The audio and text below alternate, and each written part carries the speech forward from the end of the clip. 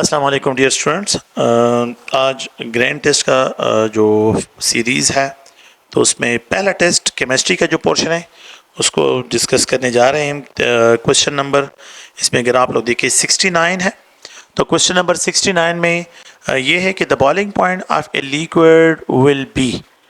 तो आप लोगों ने पढ़ा होगा कि एक्सटर्नल प्रेशर के साथ बॉइलिंग पॉइंट का डायरेक्ट रिलेशन होता है। एक्सटर्नल प्रेशर के साथ बॉइलिंग पॉइंट का डायरेक्ट रिलेशन।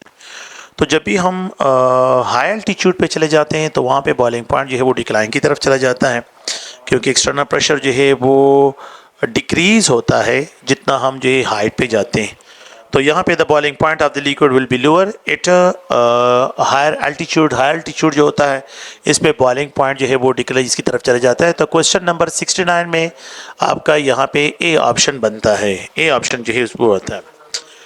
क्वेश्चन नंबर 70 को अगर आप लोग देखें, विच one of the following has the highest volatility है। नेक्स्ट क्वेश्चन जो है अगर आप लोग देखें तो जिन मॉलिक्यूल में इंटरमॉलिक्यूलर फोर्सेस ज़्यादा होते हैं उनकी वोलेटिलिटी लो होती है, जिन मॉलिक्यूल में इंटरमॉलिक्यूलर फोर्सेस कम होते हैं तो उनकी, तो इसमें डाइथाइल ईथर अगर आप देखें डाइपोल डाइपोल है, इथाइल अल्कोहल में हाइड्रोजन बॉन्डिंग है, वाटर में अगर आप लोग देखें हाइड्रोजन बॉन्डिंग और इथाइलिन ग्लाइकोल में जो है हाइड्रोजन बॉन्डिंग है।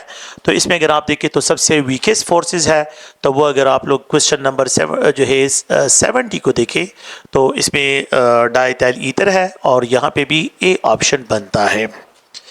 Among the following जो है अगर आप H2O है, H2S है, H2SE है एंड टेरिलियम हाइड्राइड है, the one with the highest boiling point is water। Hydrogen bonding है, एबनॉर्मेलिटी है। तो यहाँ पे अगर हम देखें तो water because of the hydrogen bonding. तो H2O में हाइड्रोजन बॉन्डिंग होती है, H2S में डाइपोल डाइपोल, H2SE में जो है अगर आप लोग देखें डाइपोल डाइपोल इंटरेक्शन, H2TE में dipole dipole, the one with the highest boiling point that is water describe होगा।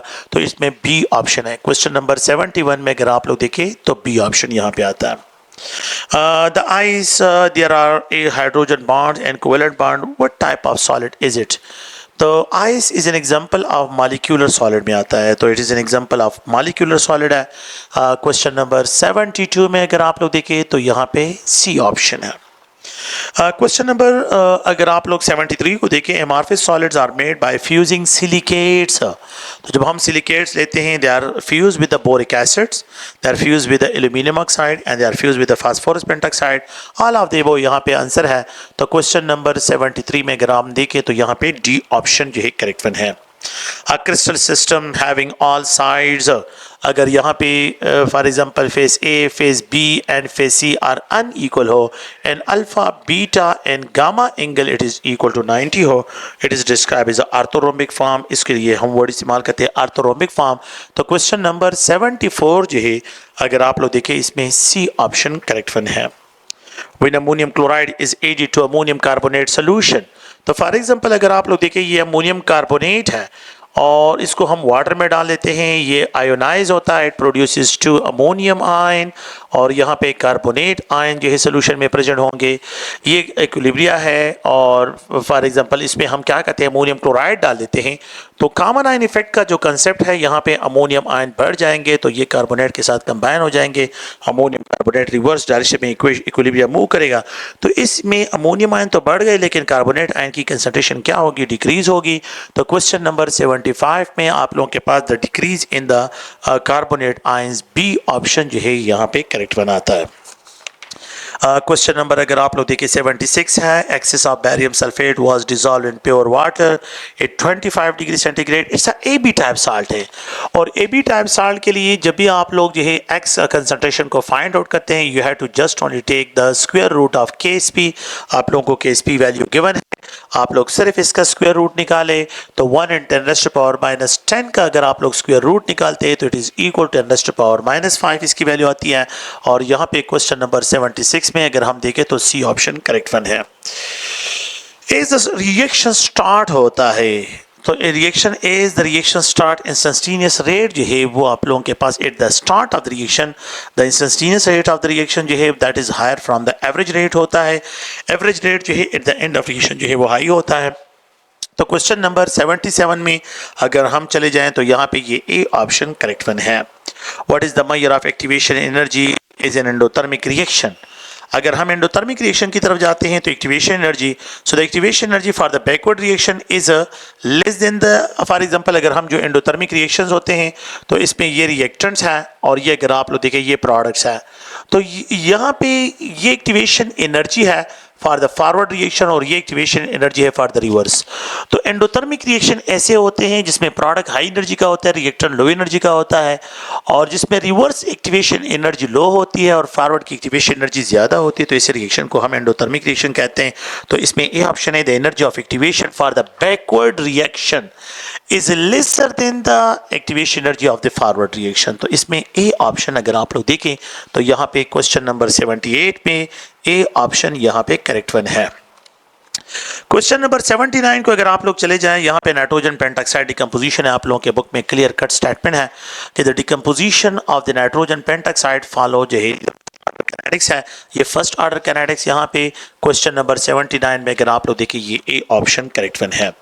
Find out the balancing ratio, तो find out the balancing ratio for the chemical equation, ये chemical equation आपको given है और आप लोगों को कहा जाता है कि यहाँ पे इसमें क्या करें, इसमें आप लोग ये बैलेंसिंग रेशियो को फाइंड आउट करें। तो इक्वेशन ये गिवन है कि ये KMnO4 है, पोटाशियम परमैंगनेट है, यहाँ पे सल्फर जो है ऑक्साइड सल्फेट आयन है, और प्लीज़ अगर आप लोग देखिए ये H2O है, H2O and it change into यहाँ पे पोटाशियम सल्फेट जो है ये पोटाशियम सल्फेट है, और अगर आप लोग देखिए तो यहाँ पे मैंगनीज सल्फेट, और साथ में जो है अगर आप देखिए ये H2SO4 है, H2SO4 जो है यहाँ पे इसके लिए डिस्क्राइब हो रहा है। तो ये अगर आप लोग देखिए ये केमिकल इक्वेशन आपको गिवन है।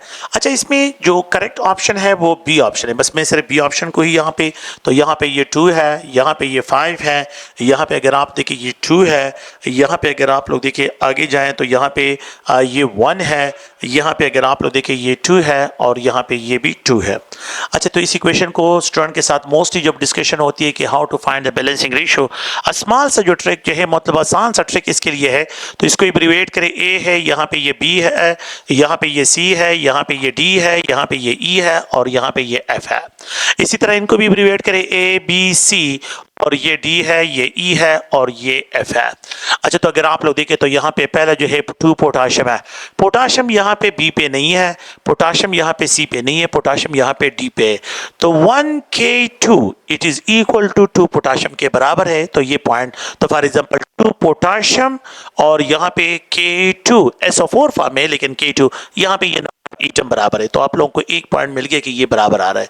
दूसरे पॉइंट में आप क्या कंफर्मेशन करें, सेकंड नेक्स्ट जो एलिमेंट है उसकी, तो 2 मैंगनीज है, तो यहाँ पे मैंगनीज है, यहाँ पे मैंगनीज नहीं, यहाँ पे मैंगनीज है, तो ई पे मैंगनीज है, तो ये भी 2 मैंगनीज है, तो ये 2 मैंगनीज और यहाँ पे 2 मैंगनीज, तो 2 मैंगनीज और यहाँ पे भी 2 मैंगनीज। तो अगर आपको 2 ऑप्शन सीक्वेंस में मिल जाए, एलिमेंट्स हो उनकी जो है नंबर सीक्वेंस में मिल जाए, तो यही आप लोगों का ऑप्शन है। तो इसमें बी ऑप्शन आपका करेक्ट बनाता है। बाकी किसी चीज़ की जरूरत नहीं है कि आप देखें, बस सिर्फ सीक्वेंस में 2 एलिमेंट्स को आप डिटेक्ट करें। अगर आप लोगों को डिटेक्ट करवाते हैं तो वही आप लोगों का ऑप्शन बनता है, और यहाँ पे बी ऑप्शन आपका करेक्ट वन है। क्वेश्चन नंबर अगर आप लोग देखें तो यहाँ पे 80 में, क्वेश्चन नंबर 80 में अगर हम चले जाते हैं तो यहाँ पे ये ऑप्शन बनता है बी ऑप्शन। क्वेश्चन नंबर जो है 81 में अगर आप लोग देखिए, which one of the following is the correct set with the reference to the molecular formula of hybridization central atom and the shape of molecule। तो carbon dioxide molecule have a linear geometry and the carbon atom is sp hybridized। यहाँ पे sp2 लिखा है गलत है, और यहाँ पे ज्योमेट्री बेंट लिखी है गलत है।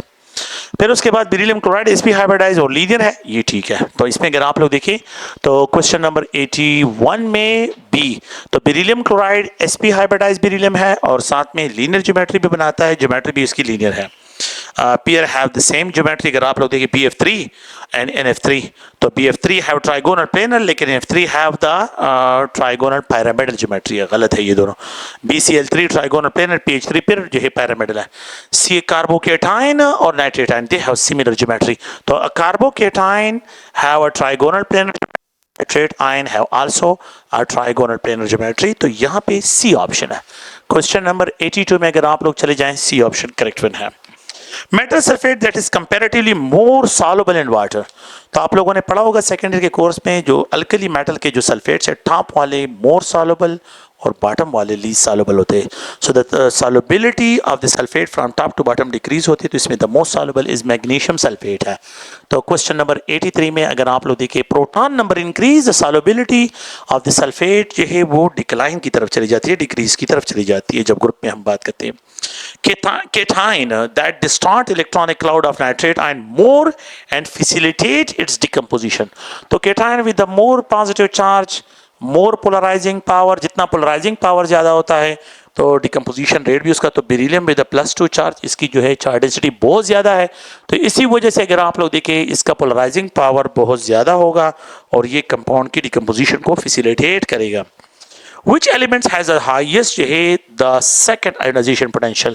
तो second ionization potential अगर आप देखें स्ट्रॉन्शियम जो है +1 है, लिथियम अगर आपके पास +1 हो, मैग्नीशियम +1 हो, मैंने अब यहाँ पे सेकंड की बात की है, कैल्शियम +1 हो, तो यहाँ पे इसका इलेक्ट्रॉनिक कन्फिग्रेशन जो है अगर आप लोग देखें तो हाफ फील्ड, ये हाफ फील्ड होगा, ये भी हाफ फील्ड है, ये भी हाफ फील्ड, लेकिन ये कंप्लीट इट्स अ हीलियम है। तो यहाँ पे अगर आप देखें 2s नॉट हीलियम से, तो सेकंड आयनाइजेशन पोटेंशियल लिथियम की सबसे ज्यादा इसमें हो जाएगी। तो यहाँ पे अगर कैटायन दैट जो है sorry the which elements has a highest second ionisation potential that is lithium. तो क्वेश्चन नंबर 85 में अगर आप लोग चले जाएं तो बी ऑप्शन इसमें करेक्ट वन होगा। Magnesium metal burn in air, the product form is a, magnesium metal को जब आप ईयर में एक्सपोज करते हैं तो जब ये ईयर में एक्सपोज होता है जिसमें ऑक्सीजन और नाइट्रोजन दोनों प्रेजेंट है, तो दे produces metal oxide and metal nitride. तो ये दोनों प्रोडक्ट जो है ये मिक्सचर प्रोड्यूस होता है and it produces both A and B जो है अगर आप देखें ये प्रोड्यूस होते हैं। तो क्वेश्चन नंबर 86 में अगर आप चले जाएं तो डी ऑप्शन करेक्ट वन है। एलाई ऑफ डेवलपमीन जो है अगर आप लोग देखिए इट कंटेन एल्यूमिनियम है, स्टेनस इसमें नहीं होता है, मैग्नीशियम भी इसमें होता है, कॉपर भी होते हैं, बोथ बी एंड सी साथ में एल्यूमिनियम के साथ प्रेजेंट होते हैं। तो यहाँ पे भी आपका डी ऑप्शन करेक्ट वन है। Which pair of transition metals show abnormal electronic configurations? Scandium and zinc है, यहाँ पे कॉपर एंड स्कैंडियम है, जिंक एंड कॉपर है, copper and chromium. So the abnormal अगर आप लोग देखें तो कॉपर है तो यहाँ पे आर्गन 4s1 एंड 3d10 है, और अगर आप क्रोमियम को देखें तो यहाँ पे आर्गन 4s1 एंड 3d5 है। No electron exchange between the s and d जो एक दूसरे के साथ क्या करते हैं इलेक्ट्रॉन एक्सचेंज करवाते हैं, तो यहाँ पे इलेक्ट्रॉन एक्सचेंज होता है। क्वेश्चन नंबर 88 में भी डी ऑप्शन करेक्ट वन है।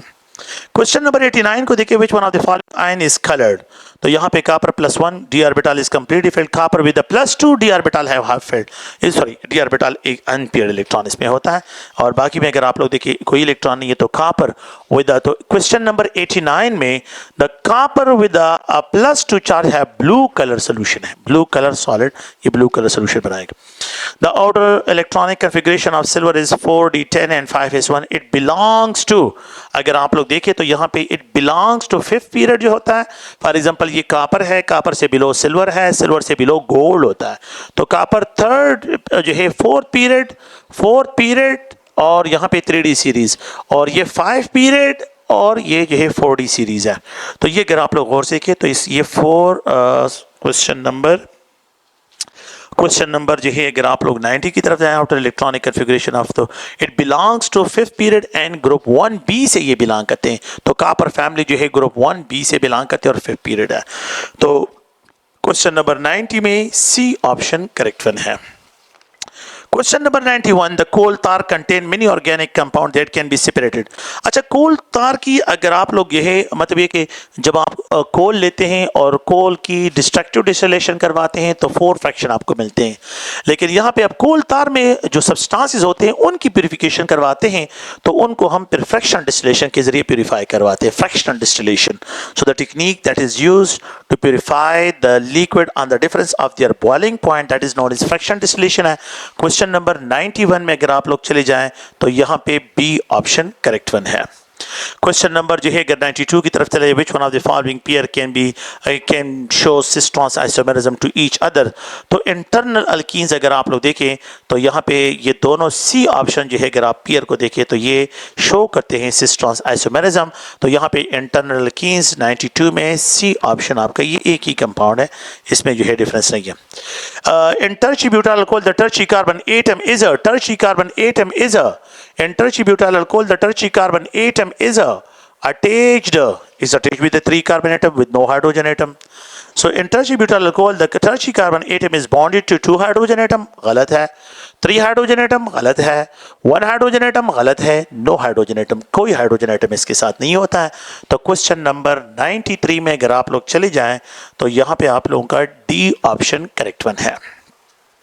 क्वेश्चन नंबर अगर हम चले जाएं तो यहाँ पे 94 विच one of the following group is ortho para directing group है. तो carboxylic group is electron withdrawn group है, साइनाइड भी है, मेटल ओरिएंटिंग है, कीटोन भी है, और hydroxyl group is a electron donating group है. तो 94 में अगर आप लोग चले जाएं तो यहाँ पे भी डी ऑप्शन करेक्ट वन है. क्वेश्चन नंबर अगर आप लोग चले जाएंगे 95 में विच one of the following has one acidic hydrogen.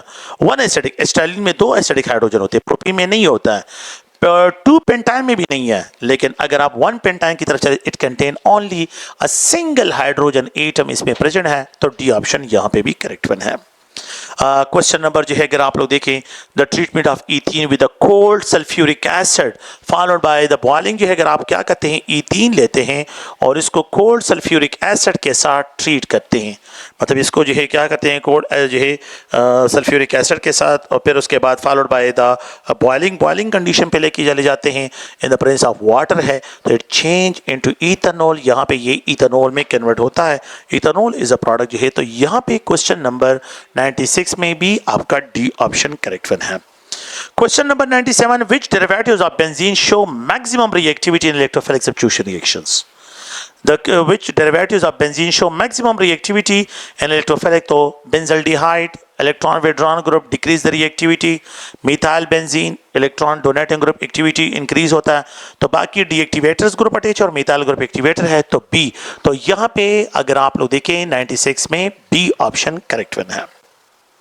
तो methylated benzene, alkylated benzene is more reactive. Ethyne, when treated with the hydrobromic acid, the product form is a geminal dihalide. So when ethynes are treated with the halogen acid, they produces geminal dihalide. ये geminal dihalide जो है produce करते हैं जिसमें दोनों halogen atom a single carbon atom के साथ connect होते हैं. It's a geminal dihalide. Compound नाइट्रेटेड with difficulty, कौन सा कंपाउंड इसमें जो है आसानी के साथ जो है आप लोग इसको नाइट्रेट नहीं कर सकते, that is nitrobenzene. Toluene methyl group electron donating group है. Phenol hydroxyl group is electron donating group है. Benzene is more reactive. Nitrobenzene is a least reactive. तो क्वेश्चन नंबर अगर आप लोग देखिए यहाँ पे सॉरी क्वेश्चन नंबर 97 में बी है. Question number 98, ethynes react with HBr तो प्रोड्यूसेस जो है जेमिनल डाइहैलाइड. तो इसमें बी ऑप्शन करेक्ट वन है. क्वेश्चन नंबर 99 की तरफ अगर आप लोग चले जाएं तो यहाँ पे the compound nitrate with difficulty is toluene phenol nitrobenzene. Nitrobenzene is least reactive. तो यहाँ पे इसमें आप लोगों के पास सी ऑप्शन करेक्ट वन है. क्वेश्चन नंबर जो है अगर आप लोग देखिए 100 को देखिए, during SN2 mechanism the nucleophile attack on the substrate when carbon halogen bond has been broken. जब कार्बन हैलोजन बॉन्ड ब्रोक हो जाता है तो न्यूक्लियोफाइल आसानी के साथ जो है फिर उन पे अटैक करता है. तो अगर यहाँ पे हैलोजन हो तो इनके दरमियान बॉन्ड ब्रेकिंग होती है. तो carbon halogen bond has been broken. तो यहाँ पे 100 में आपका ए ऑप्शन बनता है.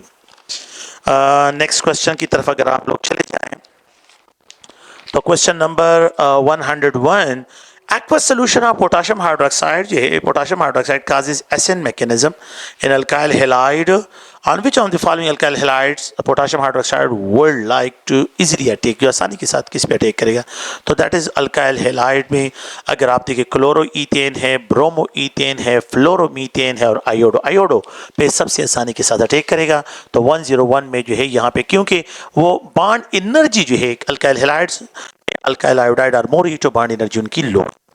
Bromopropene on reaction with the carbon sulphides थायोलक्स जो है थायोल की जो यहाँ पे ऑक्साइड्स सल्फाइड्स हैं.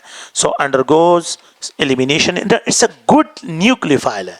तो अगर हम देखें ये C2H5 सल्फाइड है, it is a good nucleophile. ये आसानी के साथ न्यूक्लियोफाइल बेसिसिटीज की लो होती है. तो ये इन्वॉल्व इन सब्स्टिट्यूशन रिएक्शन. तो 102 में अगर आप लोग चले जाएं तो यहाँ पे बी ऑप्शन करेक्ट वन है.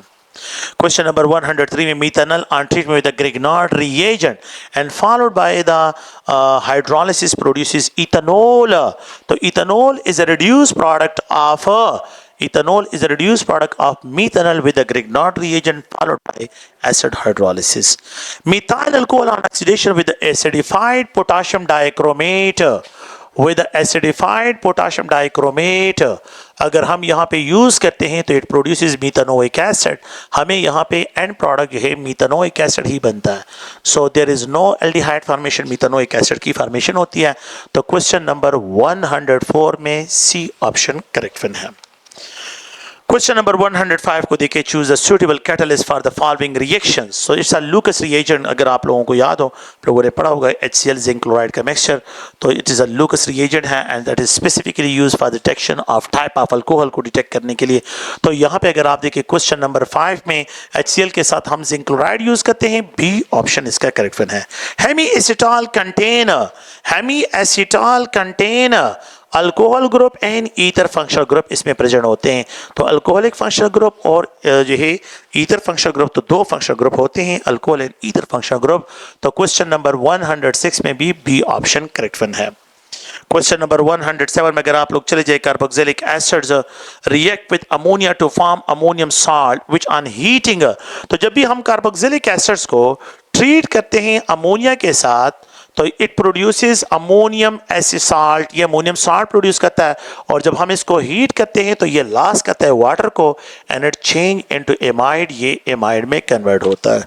सो ये प्रोड्यूस करता है एसिड एमाइड. क्वेश्चन नंबर 107 में आपका डी ऑप्शन करेक्ट वन है. The basic hydrolysis of ethyl acetate. अगर बेसिक मीडिया में अगर मैं हाइड्रोलिसिस करवाता हूँ तो मुझे कार्बोक्सिलिक एसिड का साल्ट मिलता है और साथ में अल्कोहल की फॉर्मेशन, तो इथेनॉल और सोडियम एसीटेट साल्ट मिलता है. तो याद रखिए कि यहाँ पे this reaction is also called saponification reaction, जिसमें बेसिक मीडिया में आप एस्टर्स की हाइड्रोलिसिस करवाते हैं तो अल्कोहल और साल्ट ऑफ द एस्टर्स आपको मिल जाता है.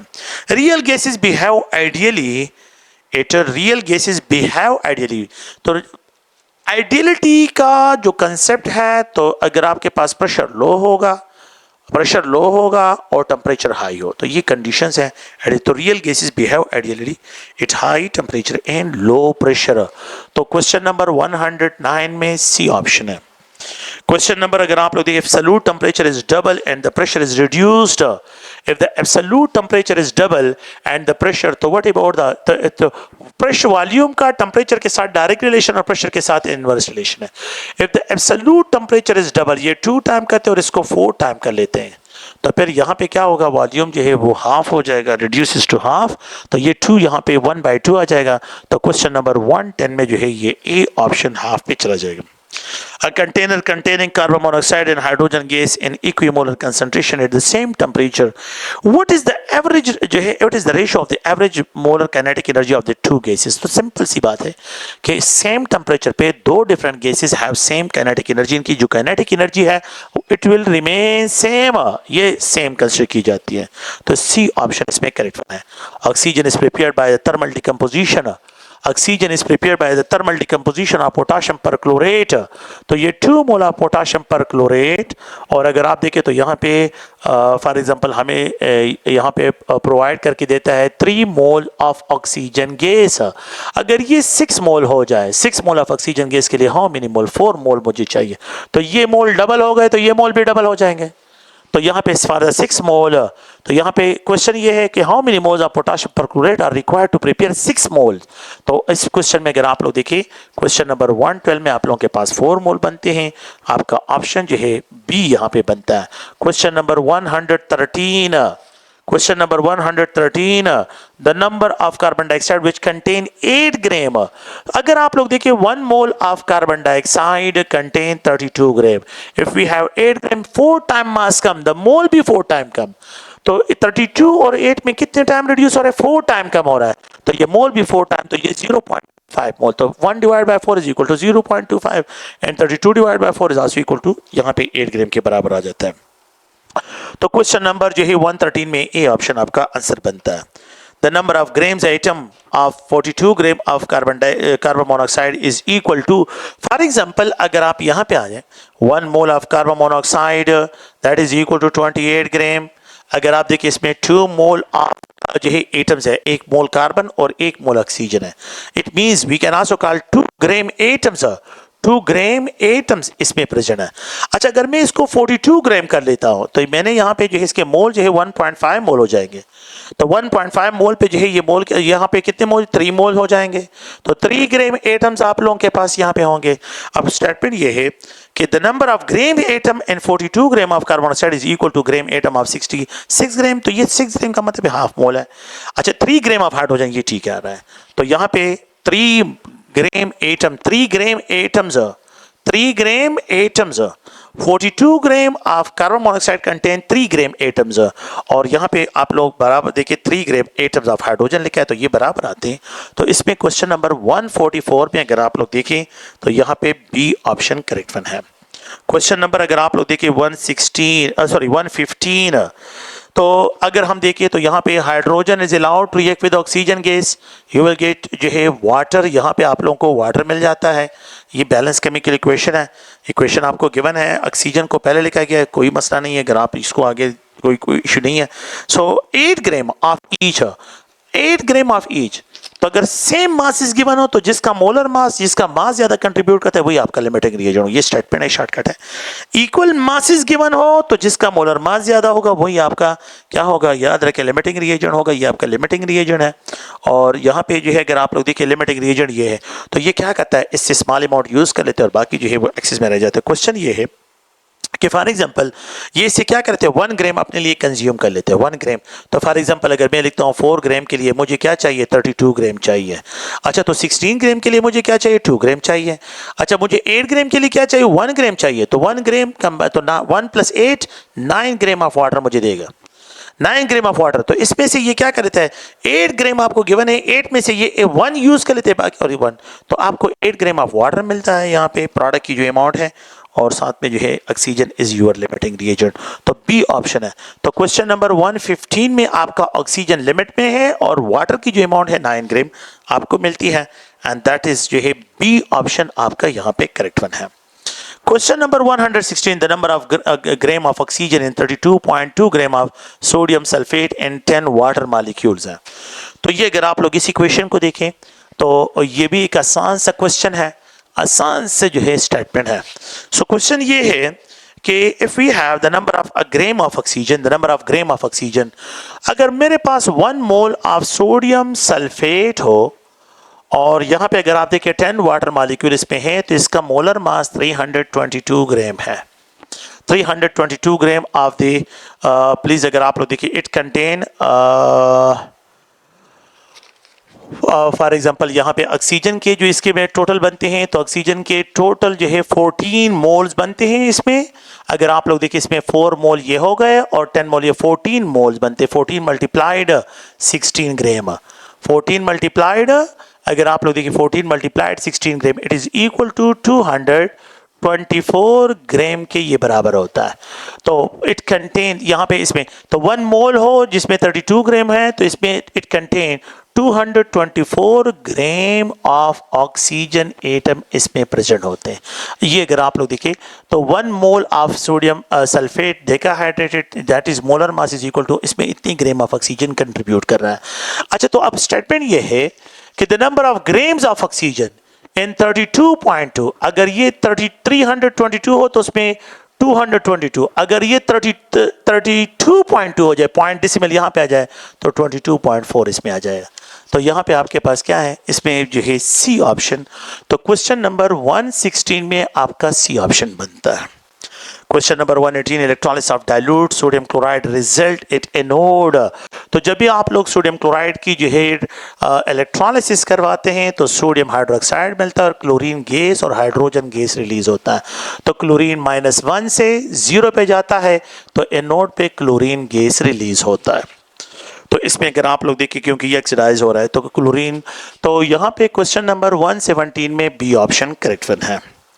क्वेश्चन नंबर जो है अगर आप लोग देखिए 118 decomposition of water into hydrogen oxygen is a endothermic process है कि जब भी आप लोग जो है क्या करवाते हैं डिकम्पोजिशन ऑफ वाटर, अगर वाटर को मैं डिकम्पोज करता हूँ और हाइड्रोजन गैस और ऑक्सीजन गैस में कन्वर्ट होता है, इट्स एंडोथर्मिक प्रोसेस है। क्वेश्चन नंबर 118 में बी ऑप्शन करेक्ट वन है। Question number 119, which one of the following is a spontaneous process? Zinc copper के साथ कपल करते हैं, जिंक इलेक्ट्रॉन देता है और कॉपर गेन करता है। This procedure is a spontaneous है। Sodium chloride decomposition is a non spontaneous है। जिंक का कॉपर का जिंक को इलेक्ट्रॉन देना ये नॉन स्पॉन्टेनियस है। और फेरिक हाइड्रोक्साइड का डिकम्पोज होकर आयरन देना और ऑक्सीजन को रिलीज करना हाइड्रोजन, ये भी नॉन स्पॉन्टेनियस है। तो ए ऑप्शन क्वेश्चन नंबर 119 में ए ऑप्शन है। The spectrum is the visual display or dispersion of components of light while light when it is passed through a prism। तो जब भी आप लोग जो है लाइट को प्रिज्म से पास करते हैं तो जो विजुअल डिस्प्ले नजर आता है या डिस्पर्शन ऑफ लाइट नजर आता है, इसको हम स्पेक्ट्रम कहते हैं। तो क्वेश्चन नंबर 120 में डी ऑप्शन करेक्ट है। Question number 121, which one of the following has the lowest E by M ratio? तो जिसका मास ज्यादा उसका ई बाय एम रेशियो। तो E by M ratio of cation have inverse relation with the mass. तो यहाँ पे 121 में सबसे ज्यादा मास बेरिलियम का है। अगर आप लोग गौर से देखें तो इसमें डी ऑप्शन है। Question number 122, there are 4 orbital sp_d, which order is correct with respect to increasing energy? तो आप लोगों ने अफबाउ प्रिंसिपल पढ़ा होगा, 4s है, 4p है, 4d है एंड 4f है। इन दोनों का n प्लस एल वैल्यू है 4 के बराबर। इन दोनों का सम 5 है, इन दोनों का सम 6 है, इन दोनों का सम n प्लस एल वैल्यू 7 के बराबर है। तो जिसकी n प्लस एल वैल्यू सबसे ज्यादा उसकी एनर्जी भी सबसे ज्यादा, जिसकी सबसे कम है तो इसमें ए ऑप्शन अगर आप लोग देखें तो ये करेक्ट वन है।